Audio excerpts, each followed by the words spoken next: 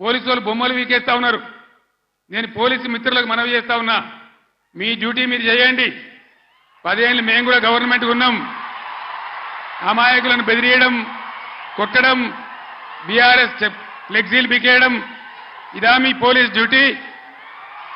ఇలా మేము కూడా లెక్క పెడతా ఉన్నాం. నేను పోలీసు పేరెత్తంగానే ప్రజలు ఎట్లా మాట్లాడుతున్నారో మీరు చూస్తున్నారు. ప్రజల గోల చూస్తున్నారు. ఇప్పటికైనా మీ అరాచకాలు బంద్ చేయండి, జాగ్రత్త. లేకపోతే మళ్ళా గ్యారంటీగా బీఆర్ఎస్ అధికారానికి వస్తుంది. అప్పుడు మీ గతి ఏమైతే ఆలోచన చేసుకోవాలి.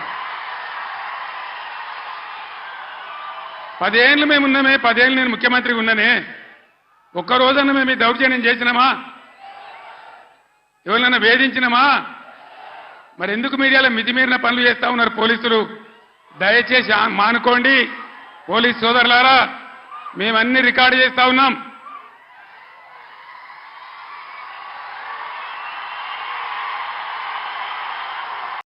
ఈ ప్రజల స్పందన చూసైనా మీరు మారాలి. డీజీపీ గారు మీరు మారాలని నేను చెప్తా ఉన్నా.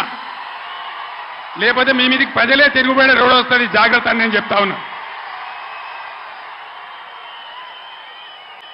మా కార్యకర్త తెలంగాణ ఉద్యమకారుడు సల్వాజీ మాధవరావు అని కరీంనగర్ జిల్లా ధర్మారంలో, పెద్దపల్లి జిల్లాలో ఆయన సోషల్ మీడియాలో ఒక పోస్ట్ పెట్టిండని చెప్పి ఆయన మీద అక్రమ కేసులు పెట్టి ఇలా జైలు తరలించినారు. ఆయన కరీంనగర్ జైల్లో ఉన్నాడు. ఇది మీకు న్యాయమా? డీజీపీకి ఏమైనా గౌరవం ఉంటే ఆ సల్వాజీ మాధవరావు మీద ఏదైతే జరిగిందో దాని మీద స్పెషల్ కమిటీ సీనియర్ ఐపీఎస్ ఆఫీసర్తో ఎంక్వైరీ చేయాలి. ఏ సబ్ ఇన్స్పెక్టర్, ఏ సర్కిల్ ఇన్స్పెక్టర్ దౌర్జన్యానికి పాల్పడ్డాడో వాళ్ళ మీద మీరు చర్యలు తీసుకోవాలి. లేకపోతే తస్మాత్ జాగ్రత్త, మేము న్యాయస్థానం తలుపులు దాడతామనే మనవి చేస్తా ఉన్నా. మేము కూడా మస్తుగా చూసినాం. నేను కేంద్ర మంత్రిగా పనిచేసిన, రాష్ట్ర మంత్రిగా పనిచేసిన, ఇదే జిల్లాలో 20 ఏళ్ళు ఎమ్మెల్యేగా ఉన్నా, ముఖ్యమంత్రిగా పనిచేసిన, కానీ దౌర్జన్యాలు ఎన్నడూ మీతో మేము చేయించలే.